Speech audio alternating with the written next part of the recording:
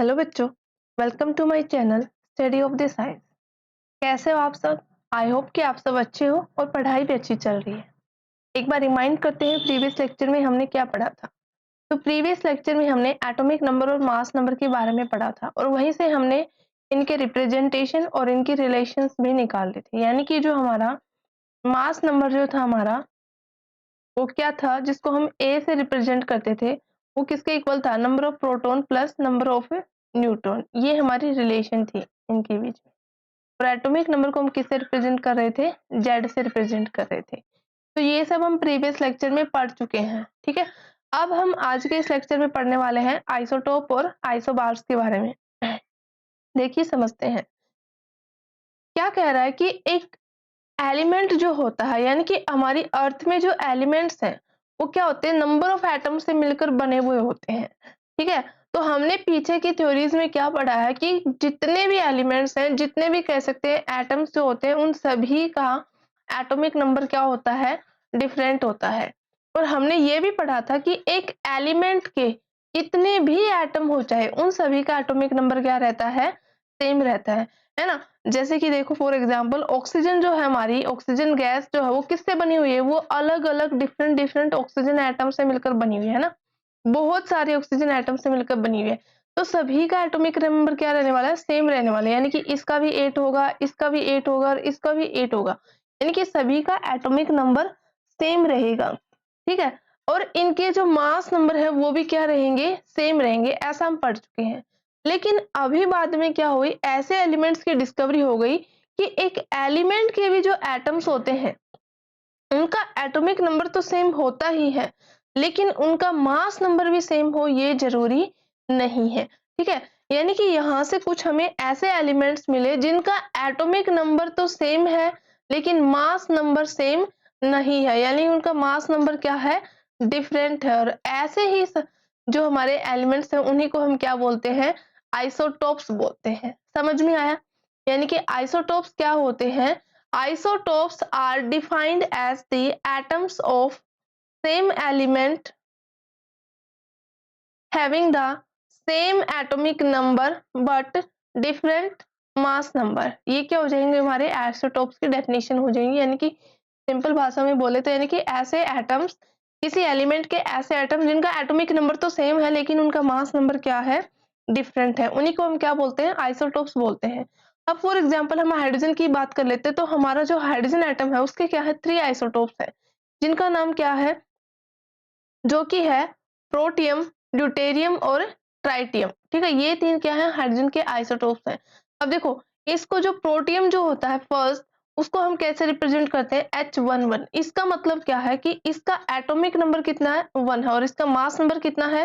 1 है। अब देखो मास नंबर जो होता है वो किससे बनता है? प्रोटॉन और न्यूट्रॉन से मिलकर बनता है, ठीक है। अब यहाँ पर इसका मास नंबर 1 है तो इसका मतलब देखो अगर इसका एटॉमिक नंबर 1 है, देखिए अच्छे से समझते हैं। प्रोटियम, ड्यूटेरियम और ट्राइटियम को क्या कह रहा है कि मान लो हमारे पास ये हमारा हाइड्रोजन है, ठीक है, और इसके ये 3 आइसोटोप्स हैं।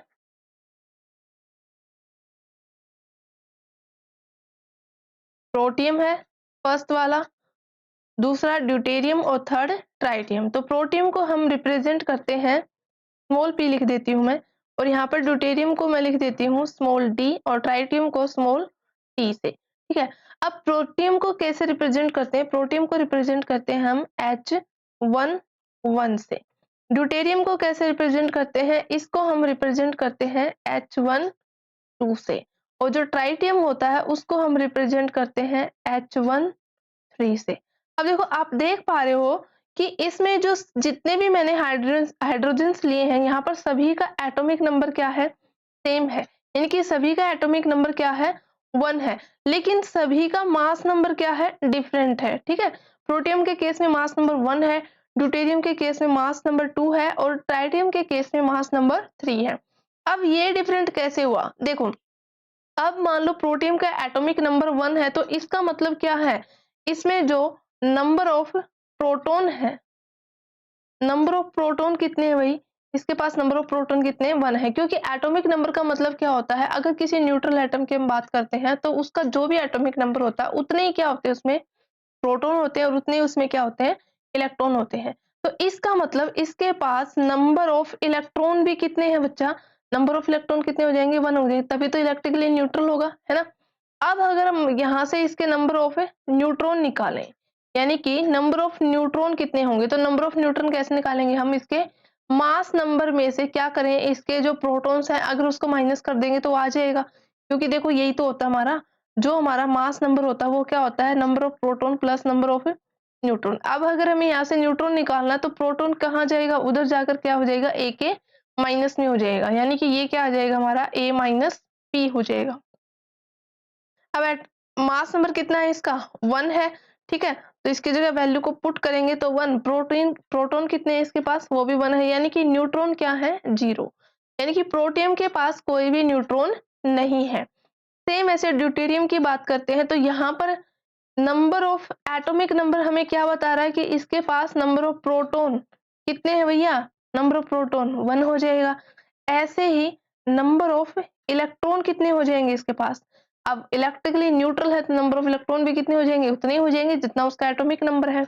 अब सेम यहाँ से क्या करेंगे, फिर से हम नंबर ऑफ न्यूट्रॉन निकालेंगे, नंबर ऑफ न्यूट्रॉन क्या हो जाएगा, मास नंबर माइनस प्रोटॉन्स, ठीक है। अब मास नंबर कितना है इसका, 2 है, और प्रोटॉन्स कितने हैं, 1 है, यानी कि यहाँ पर कितने आ जाएंगे, न्यूट्रॉन कितना आ जाएगा, 1, ठीक है, यानी कि ड्यूटेरियम के पास न्यूट्रॉन कितने होते हैं, 1 होते हैं। अब बात करते हैं ट्राइटियम की, तो ट्राइटियम के पास नंबर ऑफ प्रोटॉन कितने हो जाएंगे, जितना इसका एटॉमिक नंबर है जो कि है 1, ठीक है। ऐसे ही नंबर ऑफ इलेक्ट्रॉन कितने हो जाएंगे बच्चा, नंबर ऑफ इलेक्ट्रॉन भी हो जाएगा 1, यानी कि सेम रहेगा। अब निकालते हैं हम नंबर ऑफ न्यूट्रॉन, तो नंबर ऑफ न्यूट्रॉन कैसे निकलेगा, मास नंबर में से नंबर ऑफ प्रोटॉन को अगर हम माइनस कर देंगे तो वो वहां से हमारे नंबर ऑफ न्यूट्रॉन निकलेंगे। तो कितना है इसका मास नंबर, 3 है ना, तो ये क्या हो जाएगा, 3 minus 1 that is equal to 2। अब आप देख पा रहे हो कि जो मास नंबर है उन्हीं में डिफरेंस आ रहा है, और वो क्यों आ रहा है, वो आ रहा है नंबर ऑफ न्यूट्रॉन्स के कारण, ठीक है।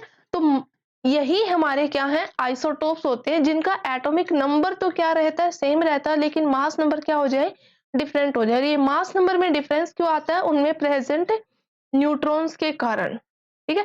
तो ऐसे और भी एग्जाम्पल हैं, हम वो भी देख लेते हैं, जैसे कि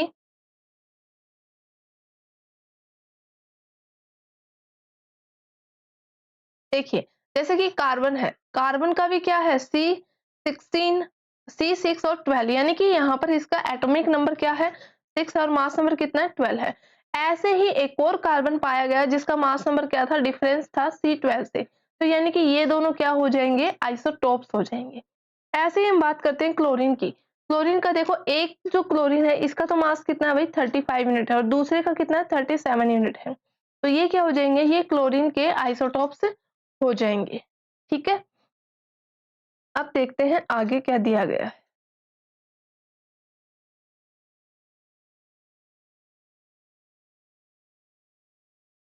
तो ये कह रहा है कि हर एक जो आइसोटोप होता है किसी भी एलिमेंट का, वो क्या होता है कि प्योर सब्सटेंस होता है, ठीक है। अब ये जो आइसोटोप्स होते हैं हमारे, इनकी केमिकल प्रॉपर्टीज क्या रहती हैं भाई, केमिकल प्रॉपर्टीज जो होती हैं इन आइसोटोप्स की वो तो रहने वाली हैं सिमिलर, लेकिन फिजिकल प्रॉपर्टीज क्या रह जाएंगी, डिफरेंट हो जाएंगी। क्यों हो जाएंगी, देखो अब है तो कार्बन ही, बस उसका मास में डिफरेंस आया है, तो उसके पास वही सारी प्रॉपर्टीज होंगी जो एक कार्बन के एलिमेंट के एटम्स के पास होती हैं, तो इसी कारण से केमिकल प्रॉपर्टीज इनकी सेम रहने वाली हैं। अब क्योंकि मास क्या है हमारा, फिजिकल प्रॉपर्टी में आता है, तो इसलिए इसकी फिजिकल प्रॉपर्टीज क्या हो जाएंगी, चेंज हो जाएंगी, ठीक है। अब जैसे कि हम बात कर लेते हैं, कुछ एलिमेंट हमारे ऐसे हैं जिनके आइसोटोप्स तो हैं, और कुछ एलिमेंट ऐसे हैं जिनके आइसोटोप्स है ही नहीं, लेकिन कुछ एलिमेंट ऐसे हैं जिनकी कह सकते हैं नेचर में एग्जिस्टेंस जो है वो कह सकते हैं काफी, जो उनका जो रेशियो होता है वो क्या होता है, उसमें बहुत अच्छा खासा डिफरेंस पाया जाता है। जैसे कि क्लोरीन की अगर हम बात करें तो क्लोरीन के पास 2 आइसोटोप है, एक है 35 यूनिट का और एक होता है 37 यूनिट का। अब इनका जो रेशियो है बाय मास वो कितना होता है, 3:1, यानी कि अगर हमारी अर्थ की हम बात करें, अर्थ के क्रस्ट की बात करें, तो यहाँ पर 3 रेशियो में, यानी कि 3 रेशियो का मतलब क्या है, 75% जो है हमारा वो क्या पाया जाता है, क्लोरीन 35 पाया जाता है, और 25% क्या पाया जाता है, 25% मात्रा में पाया जाता है क्लोरीन 37।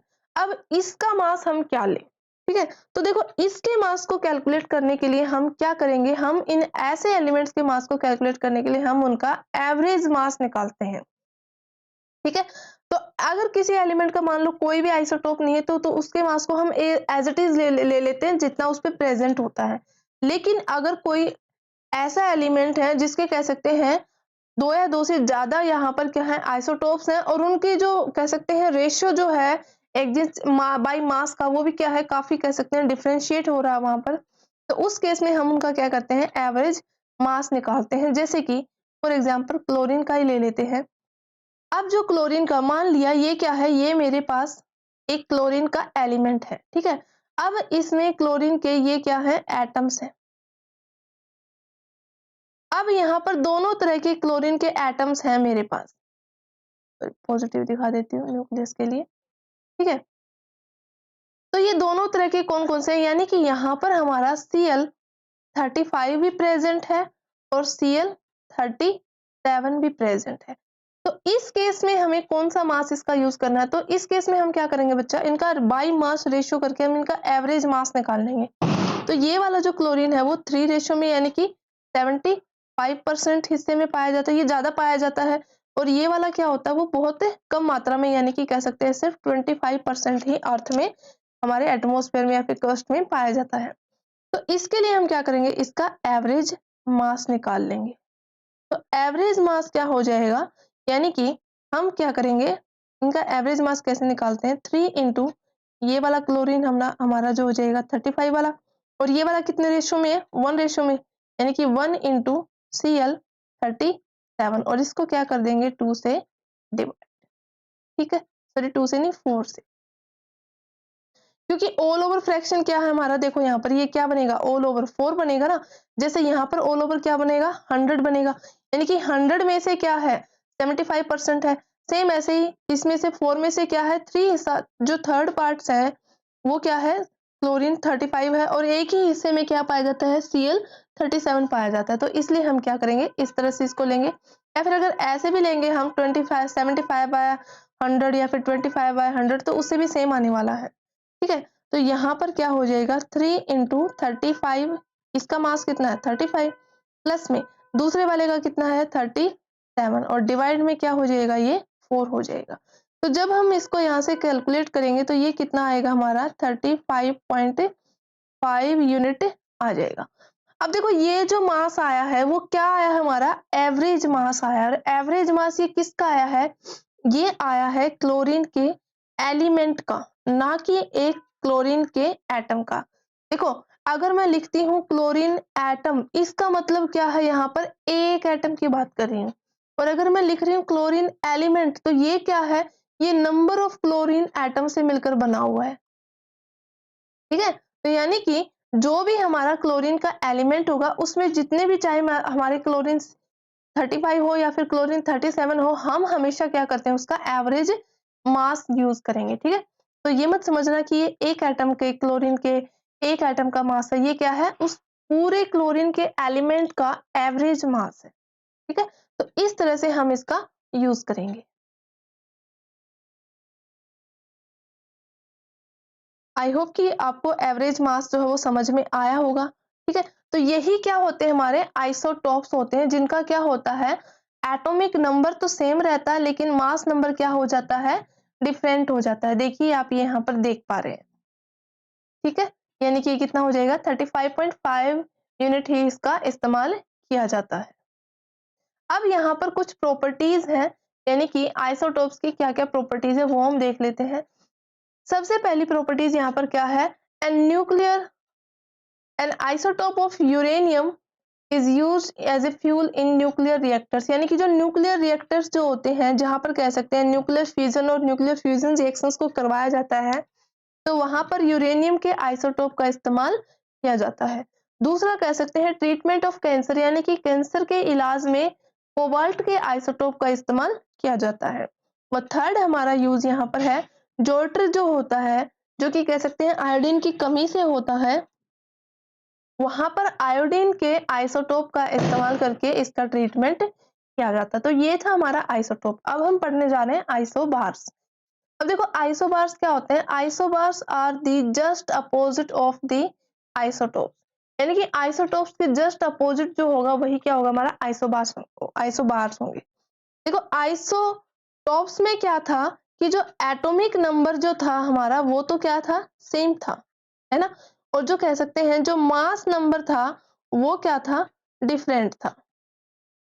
अब आइसोबार्स क्या हो जाएंगे? इसके डिफरेंट, यानी कि अब यहाँ पर एटॉमिक नंबर जो है वो तो क्या रहेगा? डिफरेंट रहने वाला है, और जो मास नंबर है वो क्या रहने वाला है? सेम रहने वाला है। और ऐसे सब्सटेंसेस को हम क्या बोलेंगे? एलिमेंट्स को हम क्या बोलेंगे? आइसोबार्स बोलेंगे।